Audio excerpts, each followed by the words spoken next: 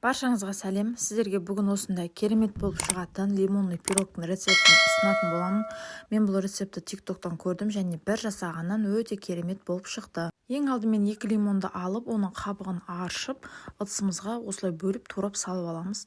Оның үстіне қант, 2 жұмыртқа, өсімдік майын қосып, осындай блендердің көмегімен жақсылап езіп араластырып аламыз. Осы пирогты жасап жатқан кезде лимонның иісі бүткіл үйді алып, иісі өте керемет болып шықты. Иісінен бөлек дәмі де өте керемет болды. Міне біздің массамыз осындай болып шығады. Одан кейін үстіне ұн қосамыз, разрыхлитель қосамыз және әдемі дәм беру үшін ванилинді салып, тағы да жақсылап араластырып аламыз. Массаңыз қойылғанша ұн қоса берсеңіз болады. Осы аралықта видеома астына лайк басып, комментарий жазып, достарыңызбен бөлісіңіздер. Міне массамыздың қоюлығы осындай болып шығады. Және алдын ала пешімізді қыздырып қойып, осындай табағымызға 180 градуста 45 минут аралығында пісіріп аламыз. Пештен шыққан пирогымызды бірден үстіне осындай жарты лимонның суын бетіне сығамыз.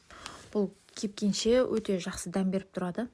Одан кейін толықтай суытып кептіреміз. Содан кейін ғана барып кесіп ұсынсаңыздар болады. Өте дәмді болып шығады. Жасап көріңіздер, ас болсын.